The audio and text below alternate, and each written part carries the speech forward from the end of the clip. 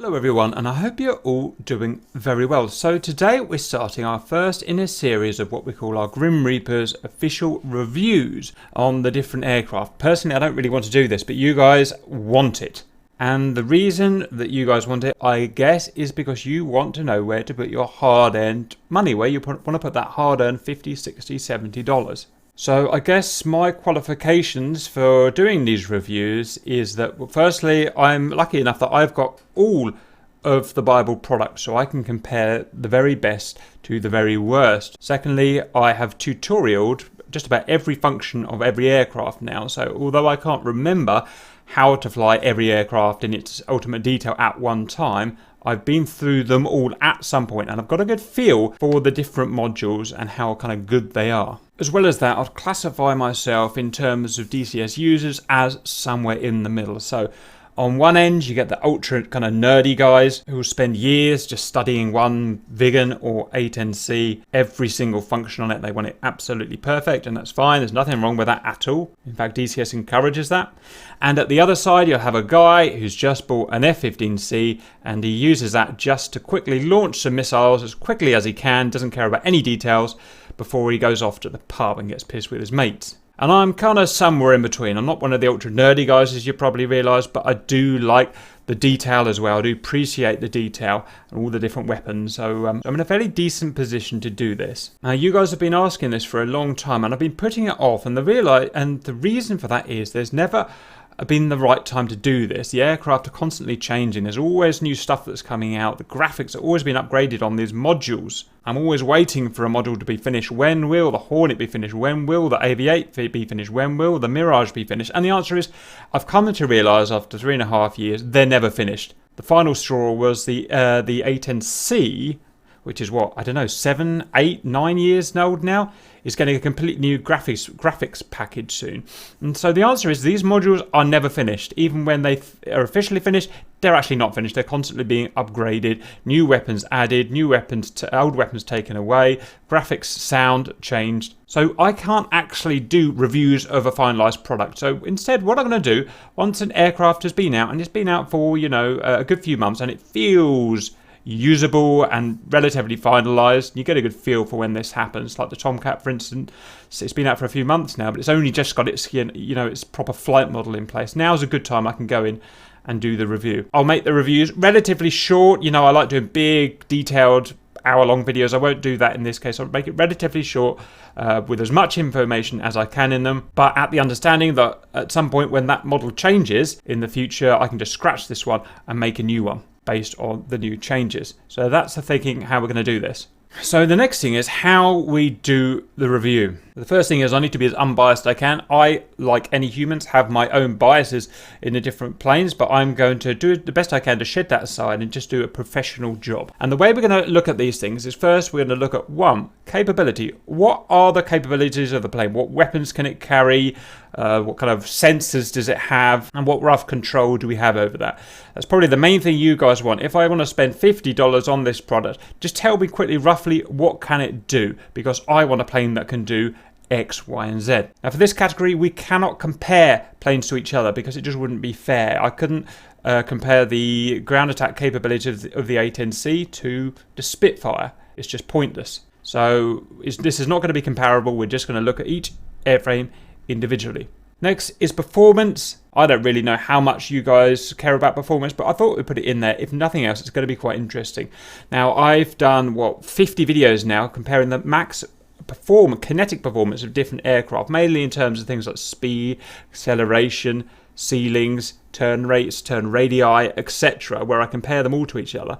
And I thought, why not put a category in where we just look at that, see where this aircraft is in the chart. It may or may not influence your buying of the module, but at least you'll know. 3, visual effects, and this is going to be the first of the kind of comparable categories. This is where we give it a rating out of 5 of how good the visual effects are. And these ratings we will collate into a big spreadsheet, and I'll link it at the bottom of each of these review videos, and you can go and then get a comparable rating of how good the visual effects are in this module that we're reviewing compared to the others. Now, just a warning at this point, this table that I'm going to link, which will show the rating that I give the aircraft As well as that, it will show the rating that the combined guys in GR have given this aircraft. I'm going to make a fancy spreadsheet so that we can do that. Will not be complete by the time this first review comes out. Just bear in mind, this spreadsheet is going to take a few days, maybe even a couple of weeks before it's up and working properly. So it's just something that's going to be more accurate as we go through the series of reviews. And GR members, as they do more and more reviews, will get more refined in how they review the aircraft. And then we'll be changing their results on previous reviewed aircraft as they go. So just bear in mind, things will change a bit as we go. And when we're looking at the graphics, it's how good it is inside and how good it is outside. Sound effects, same thing, but for the audio. And again, this will be out of 5. 5, interactivity and detail. Again, it will be a comparable rating out of 5. How interactive is the cockpit based on the complexity of the cockpit? How many of the buttons work? How many of the MFD functions work, etc. And we'll be going on the basis of the interactivity and detail. The more interactive and the more detail there is, the higher up the score is. Generally speaking, and this isn't always true, but generally speaking, that's more what people want. 6, flight model. Now, I get myself in trouble when looking at flight models. I recently did a video on a helicopter, a Gazelle.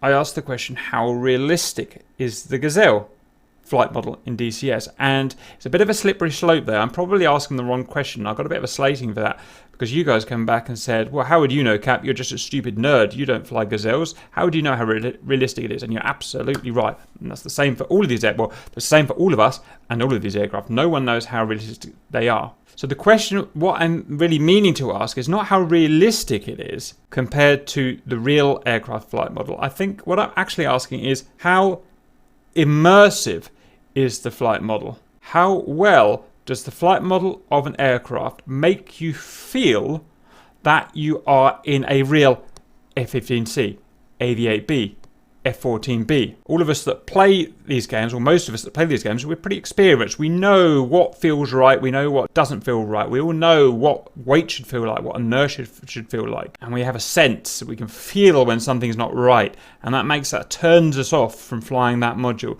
And so this is what the flight model is going to be all about. As well as how immersive it is, it's how detailed it is. How is our flight model affected by things like wake turbulence, wind, pressure changes, and so on. So when I say how realistic is a flight model, that's what I actually mean. I don't actually mean how does it compare to the real aircraft. So that's my bad for, should I say, asking the wrong question.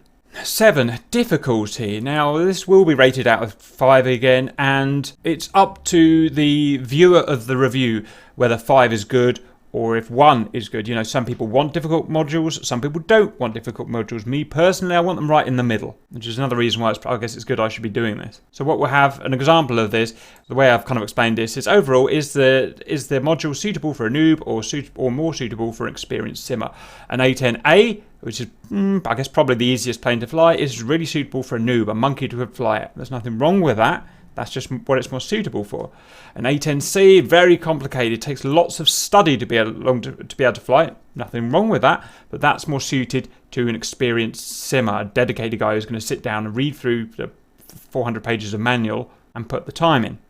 So I'm going to be telling you that from my perspective. And 8, this would be a contentious one, but the history of the module. Some aircraft have a bad history. They've had historically lots of bugs and glitches. I know I'm going to get told off for saying this, but this is my job at the end of the day. I have to tell you, you know, ED says if you buy this module, you will have a great time and everything will be great. Well, what's the reality behind that? Has some modules been difficult, had lots of problems that will piss the people off?